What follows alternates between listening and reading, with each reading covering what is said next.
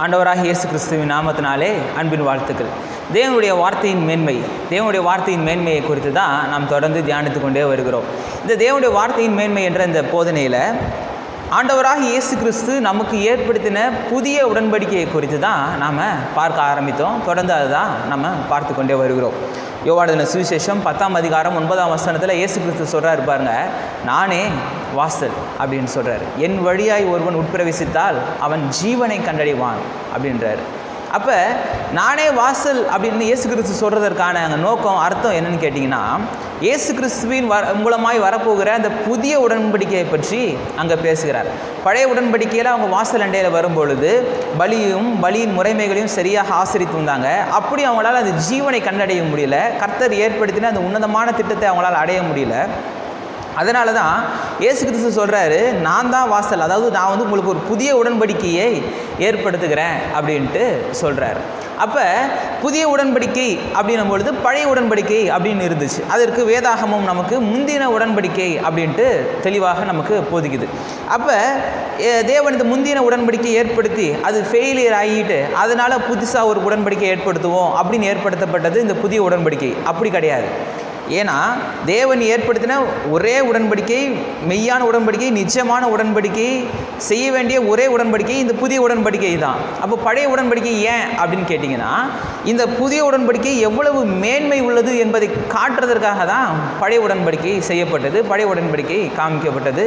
பழைய உடன்படிக்கை எவ்வளவு, அதாவது புதிய உடன்படிக்கை எவ்வளவு முக்கியமானது என்பதை காட்டுவதற்காக தேவனால் ஏற்படுத்தப்பட்டது தான் பழைய உடன்படிக்கை. ஏன்னா மனுக்குள்ள சொல்லலாம், எங்களுடைய சித்தாந்தங்கள், எங்களுடைய கொள்கைகள், நாங்களே கடவுளை அடைஞ்சிருப்போம். ஆனால் கடவுள் எங்களுக்கு வந்து இந்த நல்வாழ்வை, இந்த நல்ல கடவுளுக்கும் நமக்கு இருக்கின்ற நல்ல உறவை கடவுள் தான் வந்து எங்களுக்கு ஏற்படுத்தணுன்ற அவசியம் கிடையாது, நாங்களே ஏற்படுத்தியிருப்போம் அப்படின்ட்டு மனுக்குலம் சொல்ல முடியாது அப்படின்றத நிரூபிக்கிறதுக்காக ஏற்படுத்தப்பட்டது தான் இந்த முந்தின உடன்படிக்கை. ஏன்னா பழைய உடன்படிக்கையில் மக்கள் பார்த்திங்கன்னா தேவனுக்கு பயந்ததினால், கடவுளுக்கு பயந்ததினால், கடவுளுடைய கட்டளைகளுக்கு பயந்ததினால சில காரியங்களை செய்தாங்களே தவிர தேவன் மீது வைத்த அன்பின் நிமித்தமாக, சக மனிதனின் மீது வைத்த அன்பின் நிமித்தமாக அவங்க எதையுமே செய்யவில்லை. எதையுமே அவங்க அப்படி ஒரு கண்ணோட்டத்திலேயே பார்க்கவே இல்லை. இயேசு கிறிஸ்து அதான் சொல்கிறாரு பாருங்க, ஒரு இடத்துல, நான் நியாயப்பிரமாணத்தை நிறைவேற்ற வந்தேனே தவிர அதை அழிக்கிறதுக்கு நான் வரலை. நியாயப்பிரமாணத்தை நான் ஒருபோதும் அழிக்க வரல, அதை நான் நிறைவேற்ற வரேன் அப்படின்றார். அப்போ தேவனுடைய கட்டளைகளை நிறைவேற்றுகிறதற்காக தான் ஆண்டவராக இயேசு கிறிஸ்து வெளிப்படுகிறார், மாம்சத்தில் தேவன் வெளிப்படுகிறார். அப்போ இந்த நியாயப்பிரமாணம்ன்றது பழைய உடன்படிக்கையில் கொடுக்கப்பட்ட காரியம்.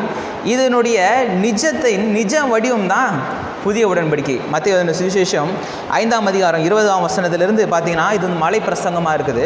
இயேசு கிறிஸ்து செய்த மலை பிரசங்கம் ரொம்ப முக்கியமான ஒரு வேத பகுதி, 7ஆம் அதிகாரம் வரைக்கும். இந்த மலை பிரசங்கத்தில் சொல்கிறாரு பாருங்க, கிட்டத்தட்ட 12 காரியங்களை பேசுகிறார் இந்த மலை பிரசங்கம் முழுவதும். அதாவது இந்த 5ஆம் அதிகாரம் 20ஆம் வசனத்திலிருந்து 7ஆம் அதிகாரம் வரைக்கும் கிட்டத்தட்ட ஒரு 12 காரியங்கள், 12 விதமான நியாயப்பிரமாணத்தில் அவங்க ஆசரித்த 12 காரியங்களை எடுத்து அதனுடைய நிஜத்தை இங்கே பேச ஆரம்பிக்கிறார். நீங்கள் இப்படி செஞ்சீங்க, பழைய உடன்படிக்கையின் காலகட்டத்தில் கொலை செஞ்சால் தப்பு, ஆனால் புதிய உடன்படிக்கையில் அப்படி கிடையாது. அநியாயமாய், அதாவது காரணம் இல்லாமல் அநியாயமாக தன் சகோதரனையோ தன் அயலான பக்கத்தில் இருக்கிறவங்களையோ யாரையோ சக மனிதர்களையோ பகைத்தாலே அது வந்து பழைய உடன்படிக்கையில் இருக்கிற அந்த கொலை செய்ததற்கான தண்டனை எப்படிப்பட்ட தண்டனையோ அது மாதிரி புதிய உடன்படிக்கையில் இருக்குது அப்படின்னு சொல்கிறார். அப்போ அதற்கு அந்த கொலை தான் செய்யணுன்றது கிடையாது, காரணம் இல்லாமல் அநியாயமாய் ஒருவனை பகைத்தாலே கொலை செய்ததற்கு ஏதுவானது. இது புதிய உடன்படிக்கை. இதுதான் வந்து நிஜம் பாருங்கள். இது வந்து உள்ளான விதத்தில் ஏற்படக்கூடிய மாற்றத்தை பற்றி பேசக்கூடியது தான் இந்த புதிய உடன்படிக்கை. இப்போ ஒரு இடத்துல ஒரு பொருள் வச்சுருக்காங்கன்னு வச்சுக்கோங்களேன், ஒரு பொருள் வச்சுருக்கிறாங்க. அந்த பொருளை ரொம்ப விலை உயர்ந்த பொருள் அது வந்து ரொம்ப ஆடம்பரமான பொருள், ரொம்ப விலை உயர்ந்த பொருள்னு வச்சுக்கோங்க. ஒரு மனிதன் வரான், அந்த பொருளை பார்க்குறான், அவனுக்குள்ளே ஒரு கிரியை செய்து, என்ன கிரியை செய்து, இந்த பொருள் மட்டும் நம்ம வீட்டில் இருந்துச்சுன்னா, நம்மள்கிட்ட இருந்துச்சுன்னா இதை விற்று, இல்லை இதை நம்ம செஞ்சு நம்ம வந்து மிகப்பெரிய பணக்காரராயிடலாம், நம்ம வந்து எல்லாரும் பார்க்கும்படி, எல்லாரும் கண்கள் உயர்வாய் நம்மளை பார்க்கும்படி நம்ம ஒரு வாழ்க்கை முறையை நம்ம மாற்றிடலாம், பெரிய பிஸ்னஸ் பண்ணிடலாம், பெரிய வீடு நமக்கு கிடைக்கும், பெரிய காரு கிடைக்கும். ஆனால் என்ன பண்ணுறது, இதை நம்ம எடுக்கவே முடியாது, ஏன்னா திருடக்கூடாது அப்படின்னு நியாயப்பிரமாணம் போதிக்குது அப்படின்ட்டு ஒரு மனிதன் போயிடுறான். இன்னொரு மனிதன் என்ன பண்ணுறான், நியாயப்பிரமாணத்தை மீறி அதற்கான பலனை, அதாவது பாவம் பூரணமாகும் போது மரணத்தை விளைவிக்கும் வசனம் சொல்லுது பார்த்தீங்களா. அதே மாதிரி அங்கே நியாயப்பிரமாணம் கொடுக்கப்பட்டிருக்குது. என்ன நியாயப்பிரமாணம் கொடுக்கப்பட்டிருக்குது? திருடக்கூடாது அப்படின்ற நியாயப்பிரமாணம் கொடுக்கப்பட்டிருக்குது. இருந்தாலும் என்ன பண்ணுறான், இன்னொருத்தன் அதை மீறி திருடி அதற்கான பலனை, அதற்கான தண்டனையை அவன் பெற்றுக்கொள்கிறான், மாட்டிக்கிறான், அதற்கான தண்டனையை பெற்றுக்கொள்கிறான். இது இரண்டுமே பார்த்தீங்கன்னா பழைய உடன்படிக்கையின் காரியங்கள். எப்படின்னு கேட்டிங்கன்னா, கண்களின் இச்சை, மாம்சத்தின் இச்சை, ஜீவனத்தின் பெருமை, இது ரெண்டுமே, இது மூணுமே இந்த ரெண்டு பேருக்குமே செயல்படுது. ஒருத்தர் அங்கே சொல்லப்பட்ட நியாயப்பிரமாணத்தின் நிமித்தம், கட்டளைகளின் நிமித்தம் அதை செய்யலை, ஆனால் உள்ள ஆசை இருக்குது, உள்ள அந்த நோக்கம் இருக்குது, உள்ள அதை செஞ்சிடணும் அப்படின்ற ஒரு விருப்பம் இருக்குது. ஆனால் புதிய உடன்படிக்கையில் அப்படி கிடையாது. புதிய உடன்படிக்கை கண்ணோட்டம் வித்தியாசமான கண்ணோட்டம். எப்படின்னு கேட்டிங்கன்னா, அந்த ஒரு பொருள் நம்மளுடைய வாழ்க்கையை உயர்த்தாது. அந்த ஒரு பொருள் அதை திருடி எடுத்துகிட்டு வந்து நாம் வாழ்க்கையில் உயர்ந்துட முடியாது. அந்த பொருளை விட மேலான ஒருவர் நமக்குள்ளே இருக்கிறாரு, அவர் தான் நம்முடைய வாழ்க்கையை உயர்த்தக்கூடியவர் என்ற நம்பிக்கை தான் புதிய உடன்படிக்கை. இதுதான் பழைய உடன்படிக்கைக்கும் புதிய உடன்படிக்கைக்கும் உள்ள வித்தியாசம். பழைய உடன்படிக்கை ஒரு மேலோட்டமான காரியங்களை செய்யக்கூடியது, மேலோட்டம் வெளிப்புறமான ஒரு மாற்றத்தை ஏற்படுத்தக்கூடியது. ஆனால் புதிய உடன்படிக்கை என்பது உள்ளான விதத்தில் மாற்றத்தை ஏற்படுத்தக்கூடியது, உள்ளான விதத்தில் ஒரு மனுஷனுக்கு காரியங்களை செய்யக்கூடியது. அதான் மத்தேயு எழுதின சுவிசேஷம் இதே மலை பிரசங்கத்தில் 6ஆம் அதிகாரத்தில் இயேசு கிறிஸ்து சொல்கிறார் பாருங்க, 25ஆம் வசனத்திலிருந்தே வாசிங்கன்னா தெரியும். ஆகையால் எண்ணத்தை உண்போம், எண்ணத்தை குடிப்போம் என்று உங்கள் ஜீவனுக்காகவும், எண்ணத்தை உடுப்போம் என்று உங்கள் சரீரத்திற்காகவும் கவலைப்படாதீர்கள் அப்படின்றார். அப்போ உங்களுடைய ஜீவனுக்காகவும் உங்களுடைய சரீரத்திற்காகவும் நீங்கள் கவலைப்படாதீங்க. அதாவது உங்கள் இந்த உலக பிரகாரமான காரியத்துக்காக நீங்கள் ரொம்ப கவலைப்பட்டு இருக்காதீங்க அப்படின்னு சொல்லிட்டு கடைசியாக சொல்கிறாரு. 32ஆம் வசனத்தில் சொல்கிறாரு பாருங்க, இவைகள் எல்லாம் அஞ்ஞானிகள் நாடி தேடுகிறார்களாம். தேடுகிறது தப்பு இல்லை. இன்றைக்கி நம்ம வேலை செய்கிறோம், நம்முடைய தொழில் செய்கிறோம், எல்லாம் நம்முடைய காரியங்கள், வீட்டுக்கு காரியங்கள் எல்லாத்தையும் நாம் பார்க்குறோம். நாம் தேடி வைக்கிறது பிரச்சனை இல்லை, அது தப்பு இல்லை. ஆனால் இங்கே சொல்கிறாரு பாருங்கள், நாடி தேடுகிறது, அதன் மீதே கண்ணோட்டம், அதன் மீதே சிந்தனை, முழுக்க முழுக்க அதையே நம்ம நோக்கமாக வச்சு செயல்படுகிறது தான் தப்பு. நம்முடைய சிந்தை கர்த்தர் சார்ந்து, கர்த்தர் மீது நம்முடைய கண்களை வைத்து இந்த பூமியின் காரியங்களை நம்ம செய்யும் பொழுது, அப்பொழுது கர்த்தர் அதை ஆசீர்வதிக்கிறவராக இருக்கிறாரு, நம்முடைய தேவைகளெல்லாம் சந்திக்கிறவராக இருக்கிறார். இதில் அற்புதமாக 2 உதாரணம் சொல்கிறாரு பாருங்க. அதாவது வானத்தின் பறவைகளை கவனித்து பாருங்கள், பூமியில் இருக்கிற அந்த புல் பூண்டை கவனித்து பாருங்கள், அவைகளுக்கெல்லாம் கர்த்தர் எவ்வளோ அற்புதமாக பிழைப்பூட்டுகிறார், அவைகளுக்கெல்லாம் எப்படி போஷிக்கிறார், பாதுகாக்கிறார், பராமரிக்கிறார். அவைகளுக்கே அவ்வளோ செய்வார்னா, நாம் அவருடைய சாயலின்படி, அவர் ரூபத்தின்படி சிருஷ்டிக்கப்பட்ட நமக்கு அதை விட அதிகமாக செய்ய அவர் நிச்சயம் உள்ளவராக இருக்கிறார் என்ற நம்பிக்கையை கர்த்தர் நமக்கு ஏற்படுத்துகிறார். இதுதான் இந்த புதிய உடன்படிக்கையின் வாழ்க்கை, கர்த்தர் ஏற்படுத்தின புதிய உடன்படிக்கையின் வாழ்க்கை. இந்த புதிய உடன்படிக்கையின் வாழ்க்கையில் நாம் முதலாவதாக நம்முடைய மனம் எப்படி புதிதாகணும் அப்படின்றத குறித்து பார்த்தோம். தேவனுடைய வார்த்தையின் அடிப்படையில் அதை கேட்டு அதன்படி செய்யும் பொழுது நம்முடைய மனம் புதிதாகுது. ரோமர்கள் இந்த நிருபம் 12ஆம் அதிகாரம் 1ஆம் வசனம் 2ஆம் வசனத்தில் இதை பற்றி நமக்கு தெளிவாக அநேக காரியங்கள் நமக்கு போதிக்கப்பட்டிருக்குது. அது மாத்திரம் இல்லை, 2 கொரிந்தியர் புத்தகம் 5ஆம் அதிகாரம் 17ஆம் வசனத்திலேருந்து நாம் பார்த்தோம், நம்ம புது சிருஷ்டி அப்படின்றத குறித்தும் பார்த்தோம். அதே மாதிரி நியூ கிரியேஷன், அதாவது எபேசியருக்கு நிருபம் 4ஆம் அதிகாரத்துலேயும் இந்த நியூ கிரியேஷனை பற்றி பேசுது. அதாவது புது சிருஷ்டிகளாக கர்த்தர் நம்மை உண்டாக்குகிறார், நம்மை உருவாக்குகிறார், நம்மை சிருஷ்டிக்கிறார் அப்படின்றத குறித்து பார்த்தோம். இந்த உள்ளான மனிதன் மனம், நம்முடைய மனம் புதிதாகும் பொழுது தேவன் நம்மை குறித்து அவர் வைத்த அந்த உன்னதமான அல்டிமேட் திட்டத்தை நம்முடைய வாழ்க்கையில் நாம் நிறைவேற்றுகிறவர்களாக நாம் இருக்கிறோம் அப்படின்றத குறித்தும் நாம் பார்த்தோம். 2வது தான் நாம் இப்போ போன வாரத்திலேருந்து பார்க்க ஆரம்பித்தோம், ரெக்கன்சிலியேஷன் வித் காட், அதாவது தேவனோடு ஒப்புரவு, ஒரு நல் உறவு ஏற்படுத்துகிறது. அதாவது இந்த புதிய உடன்படிக்கை முதலாவது நம்முடைய மனதை புதுப்பிக்கிறது, 2வது தேவனோடு ஒரு ஐக்கியத்தை ஏற்படுத்துகிறது, தேவனோடு ஒரு நல்லுறவை ஏற்படுத்துகிறது என்பதை குறித்து தான் நாம் பார்த்தோம். அதில் கடந்த வாரத்தில் நாம் பார்த்தோம், தேவன் ஒரு உன்னதமான நோக்கத்தோடு தான் மனிதனை உருவாக்குகிறாரு, ஒரு உன்னதமான நோக்கத்தோடு மனிதனை சிருஷ்டிக்கிறார். எப்படின்னு பார்த்தீங்கன்னா, அவருடைய சாயலின்படியும் அவருடைய ரூபத்தின்படியும், அது மாத்திரமல்லாமல் ஒரு ஆளுகிறவனாய் மனிதனை படைக்கிறார். அதாவது தன்னுடைய மனதின் மீது ஆளுகை, தன்னுடைய சூழ்நிலைகளின் மீது ஆளுகை, தன்னுடைய வாழ்க்கையின் மீது ஒரு ஆளுகை இருக்கின்ற ஒரு ஆளை பிறந்தவனாக மனிதனை தேவன் படைக்கிறார். எப்போ பாவம் உள்ளே வருதோ, பாவம் உள்ளே வந்துச்சோ, அப்போ இந்த காரியங்களை மனிதன் இழந்து போயிடுறான். அப்போ தான் அவனுக்கு சாபம் உண்டாகுது, முள்ளு முள்ளும் குறுக்கும் அவனுக்கு விளைவிக்கப்படுது. அவன் செய்கிற தொழிலெல்லாம் வாய்க்காமல் போகுது. எல்லா பிரச்சனைகளும் மனுஷனுக்கு அப்போ தான் வர ஆரம்பிக்குது. ஆனால் தேவன் உண்டாக்குனது அப்படிப்பட்ட ஒரு மனிதனை உண்டாக்கலை. தேவன் எப்படிப்பட்ட மனிதனை உண்டாக்குனார் அப்படின்னு பார்த்தீங்கன்னா, முதல் 3 அதிகாரங்கள், அதாவது ஆதியாகமத்தின் புத்தகம் முதல் 3 அதிகாரங்களை வாசிக்கினாலே ரொம்ப தெளிவாக தெரியும். தேவன் எப்படி ஒரு உன்னதமான விதத்தில் மனிதனை உண்டாக்குகிறார், எப்படி உருவாக்கி வச்சிருக்கிறார் அப்படின்ட்டு நம்ம பார்க்க முடியும். இப்போ இதை மனிதன் இழந்து போயிடுறான். நாம் மறுபடியும் தேவனோடு இணையும் பொழுது, ஏன்னா தேவனை நாம் அணுக முடியாத ஒரு சூழ்நிலை நம்முடைய பாவத்தின் நிமித்தமாய், மனுவருக்கம் செய்த பாவத்தின் நிமித்தமாய் தேவனை நாம் அணுக முடியாத ஒரு சூழ்நிலை உருவாகி இருக்கிறது. ஏன்னா தேவன் பாவத்தை பார்க்காத சுத்த கண்ணர், அவரிடத்துல எல்லளவேலும் இருள் இல்லை அப்படின்ட்டு சொல்லப்பட்டிருக்கிறது. அவர் நீதி உள்ளவர், பரிசுத்தம் உள்ளவர். அவரிடத்துல ஒரு பாவத்தில் விழுந்த ஒரு மனிதன் அவரிடத்துல நெருங்கவே முடியாது. அப்படி இருக்கும் பொழுது தேவன் தான் இப்படிப்பட்ட காரியங்களை ஏற்படுத்துகிறாரு. அதனால் மனிதனை மீட்பதற்கென்று தேவனே வழியை ஏற்படுத்துகிறார். ஏன்னா எந்த மனிதனும் இதற்கான வழியை ஏற்படுத்த முடியாது. எந்த மனிதனும் தேவனிடத்தில் கிட்டு சேர்க்கிறதுக்கான எந்த வழியும் செய்யவே முடியாது. காரணம் என்னென்னா, மனிதன் அப்படி எல்லா மனிதரும், அதாவது ரோமர்கள் இந்த நிருபத்தில் வாசிக்கிறோம், எல்லாரும் பாவம் செய்து தேவ மகிமையற்றவர்களாகி அப்படின்ட்டு ரோமர்கள் இந்த நிருபம் நமக்கு தெளிவாக போதிக்குது. எல்லாருமே அந்த பாவத்தின் பிடியில் தான் இருக்கிறோம்.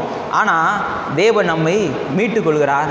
எப்படி மீட்டுக்கொள்கிறார்? தன்னுடைய சுய ரத்தத்தினால மீட்கப்பட்ட ஜனங்கள் என்று அப்போஸ்தலர் 20ஆம் அதிகாரத்தில் வாசிக்கிறோம். தன்னுடைய சுய ரத்தத்தினால கர்த்தர் நம்மை மீட்டு கொண்டிருக்கிறார்.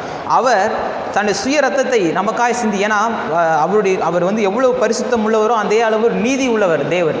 அவர் மனிதனை நான் தான் படைத்தேன், சரி பாவத்தில் விழுந்துட்டான், சரி நீ வா நான் அவனை சேர்த்துக்கிறேன்னு அப்படி சேர்க்க முடியாது. அப்படி சேர்த்தா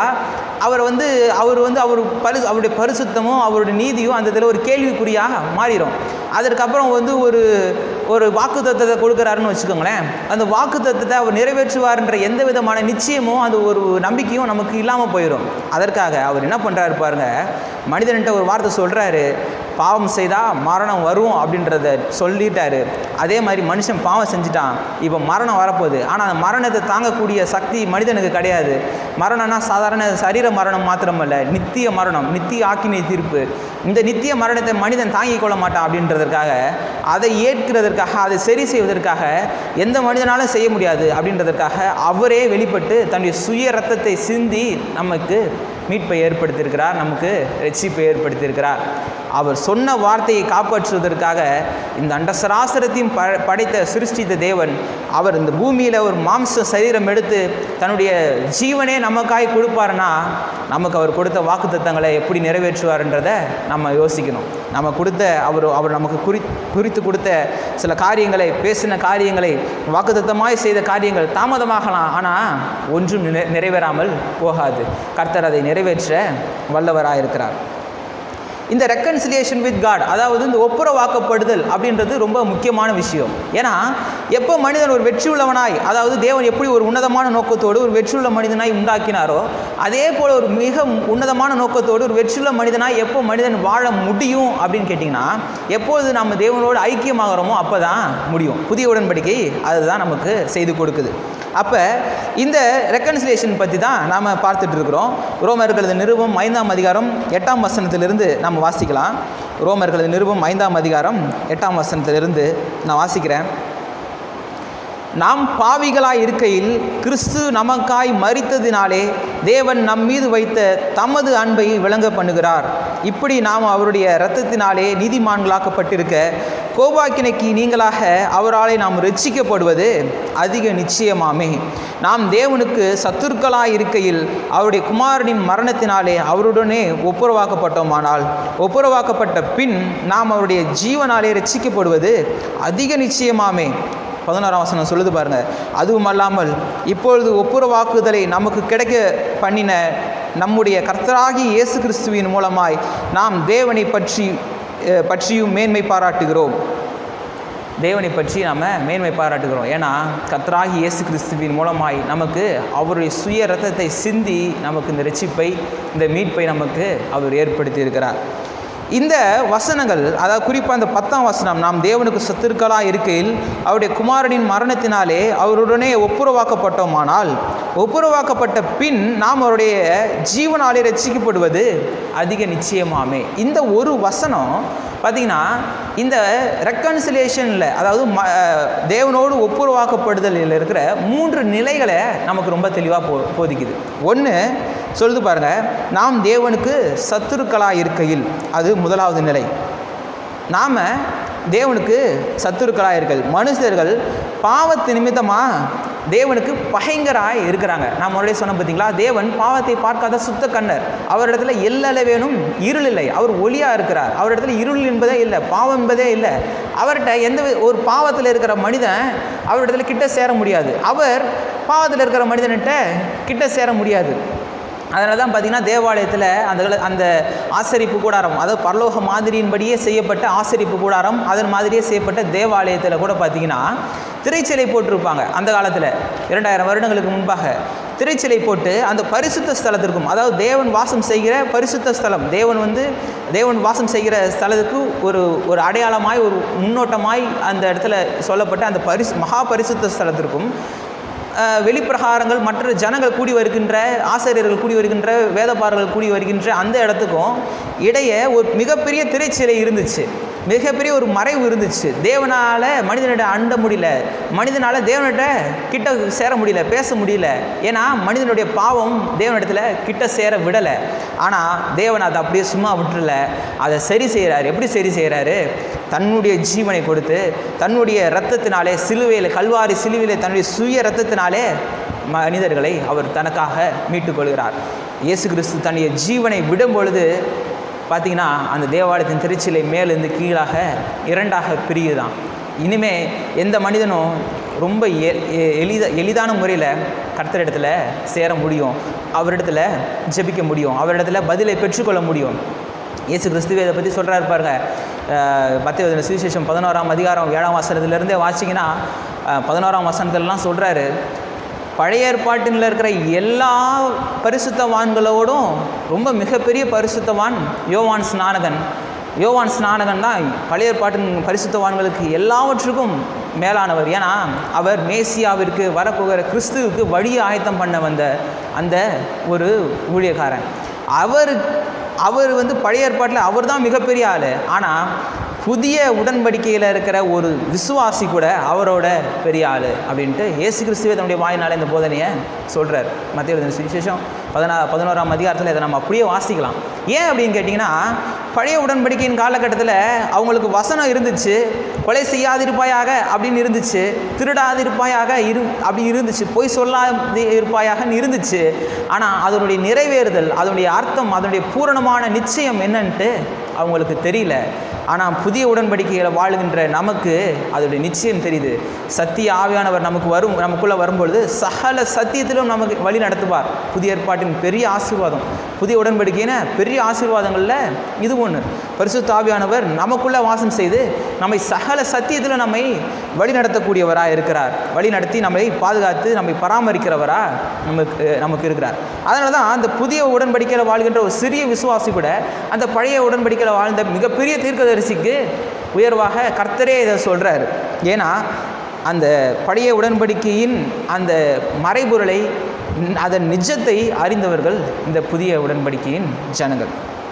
அப்போ இது முதலாவது என்ன நமக்கு போதிக்குது? இந்த ஒப்புரவாக்கப்படுதலின் முதல் நிலை என்ன அப்படின்னா, நாம் தேவனுக்கு சத்துருக்களாக இருக்கையில், எந்த தனிப்பட்ட மனிதனை பற்றி பேசலை, ஒட்டுமொத்த மனுகுலத்தை பற்றியும் இங்கே வசனம் சொல்லுது.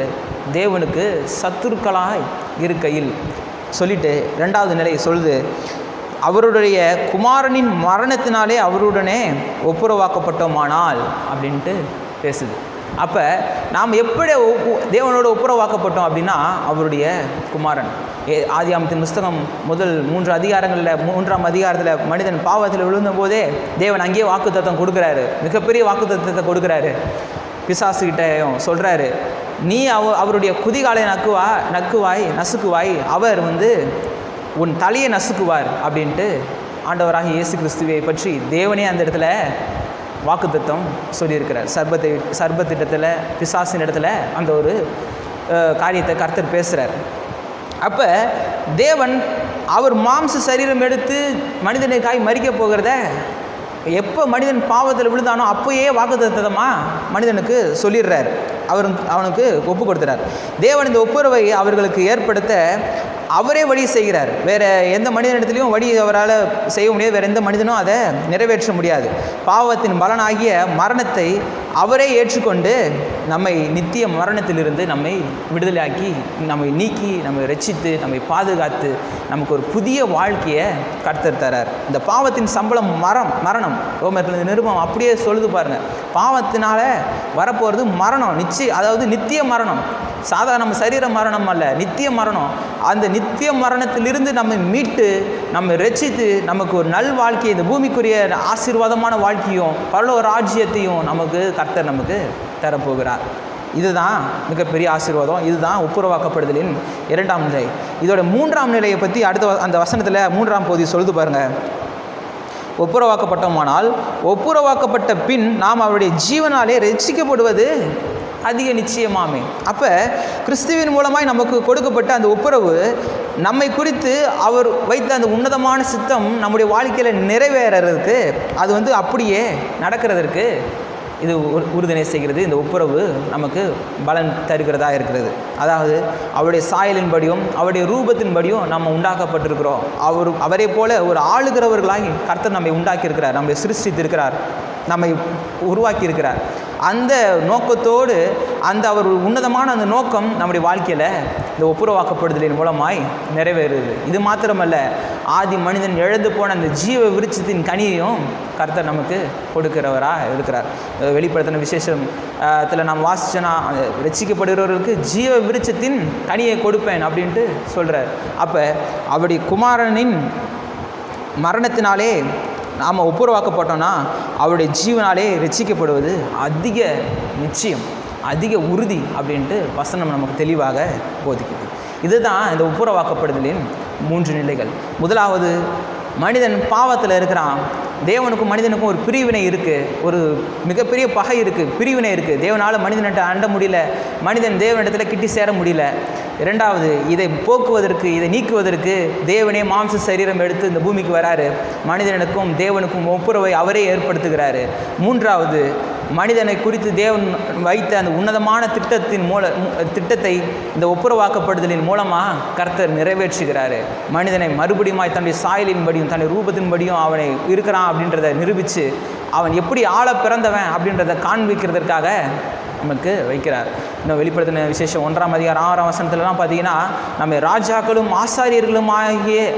ஆசிரியர்களுமாய் நம்மை ஒவ்வொரு மனிதனையும் ஒவ்வொரு விசுவாசிகளையும் கர்த்தர் நம்மை மாற்றி வைத்திருக்கிறாராம். அப்போ அந்த உன்னதமான திட்டம் நம்மை குறித்து அவருடைய அல்டிமேட்டான பர்பஸ், பிளானை நம்முடைய வாழ்க்கையில் அவர் நிறைவேற்றக்கூடியவராக இருக்கிறார். அப்போ இந்த ஒப்புரவாக்கப்படுதலின் மூலமாக நமக்கு கிடைக்கக்கூடிய ஆசீர்வாதம் இப்படிப்பட்டதாக இருக்குது. இந்த ஒப்புரவாக்கப்படுதலின் மூலமாக நமக்கு இப்படிப்பட்ட ஆசீர்வாதங்கள் தான் கிடைக்குது. இது மாத்திரமல்ல, இதை விட பார்த்திங்கன்னா நம்முடைய ஜெபங்கள் கேட்கப்படுது. மத்திய சுவிசேஷம் 21ஆம் அதிகாரம் 22ஆம் வசனம் சொல்லுது பாருங்கள். நீங்கள் விசுவாசம் உள்ளவர்களாய் ஜெபத்திலே எவைகளை கேட்பீர்களோ அவைகளுக்கெல்லாம் பதிலை பெற்றுக்கொள்வீங்க அப்படின்றார். இதுதான் இந்த ஒப்புரவாக்கப்படுதலின் ஒரு மிகப்பெரிய ஆசீர்வாதம்.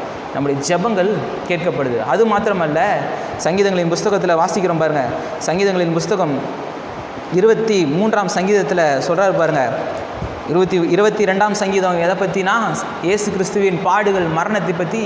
கிட்டத்தட்ட இயேசு கிறிஸ்துவின் காலத்திற்கு எத்தனையோ ஆண்டுகள் நூற்றுக்கணக்கான ஆண்டுகளுக்கு முன்னாடியே தீர்க்க தரிசனமாக சொல்லப்பட்டிருக்குது. அவர் இயேசு கிறிஸ்துவே தன்னுடைய சிலுவையில் இந்த சங்கீதங்களின் புஸ்தகத்தில் 22ஆம் சங்கீதத்தில் என் தேவனே ஏன் என்னை கைவிட்டீர் அப்படின்ற வசனத்தை தன்னை குறித்து சொல்லப்பட்ட தீர்க்க தரிசனமாக சொல்லப்பட்ட வார்த்தையை எடுத்து சொல்கிறார். சிலுவையில் தொங்கிட்டு இருக்கும்பொழுதே இந்த வார்த்தைகளை எடுத்து அப்படியே சொல்கிறார்.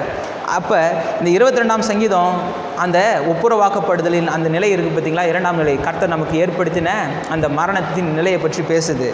23ஆம் சங்கீதம் 24ஆம் சங்கீதம் வரப்போகிற ஆசீர்வாதம், அதாவது நித்திய ஜீவன், நம்ம பரலோகத்தில் நம்முடைய வாழ்க்கை நித்தியமாக கர்த்தரோடனே இருக்கக்கூடிய வாழ்க்கை, அதை பற்றி பற்றி பேசுது 24ஆம் சங்கீதம். அப்போ இந்த ரட்சிக்கப்படுவதற்கும் பரலோகத்திற்கு செல்வதற்கும் இடையில வாழ்கின்ற வாழ்க்கையை பற்றி பேசுவது இந்த 23ஆம் சங்கீதம். இந்த ஒப்புரவாக்கப்பட்ட மனிதன், தேவனோடு புதிய உடன்படிக்கையில் அவரோடு இணைந்த மனிதன், ஒப்புரவாக்கப்பட்ட மனிதன், பரலோக ராஜ்யத்தின் அனுபவத்தை பெற்றுக்கொண்ட மனிதன் எப்படிப்பட்ட மனிதனாக இருக்கிறான், ரட்சிப்பை பெற்றுக்கொண்ட மனிதன் எப்படிப்பட்டவனாக இருக்கிறான், கர்த்தர் அவனுக்கு என்னென்ன காரியங்களை செய்கிறார் என்பதை போதிக்கிறது தான் இந்த 23ஆம் சங்கீதம்.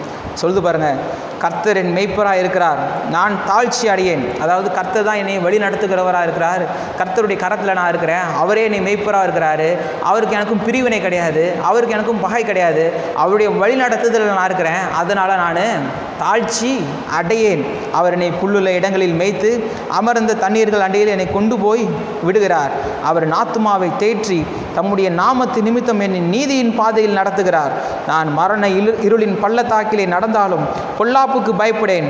தேவரீர் என்னோடு கூட இருக்கிறீர், உமது கோலும் உமது தடியும் என்னை தேற்றும். என் சத்துருக்களுக்கு முன்பாக நீர் எனக்கு ஒரு பந்தியை ஆயத்தப்படுத்தி என் தலையை எண்ணெயால் அபிஷேகம் பண்ணுகிறீர். என் பாத்திரம் நிரம்பி வழிகிறது. என் ஜீவனுள்ள நாளெல்லாம் நன்மையும் கிருபையும் என்னை தொடரும். நான் கர்த்தருடைய வீட்டிலே நீடித்த நாட்களாய் நிலைத்திருப்பேன். ரட்சிப்பின் அனுபவம், மீட்கப்பட்ட மனிதனின் அனுபவம், தேவனோடு ஒப்புரவாக்கப்பட்ட மனிதனின் அனுபவம், புதிய உடன்படிக்கையின் கீழே வாழ்கின்ற மனிதனின் அனுபவம் இதுதான். இந்த 23ஆம் சங்கீதம் தான்.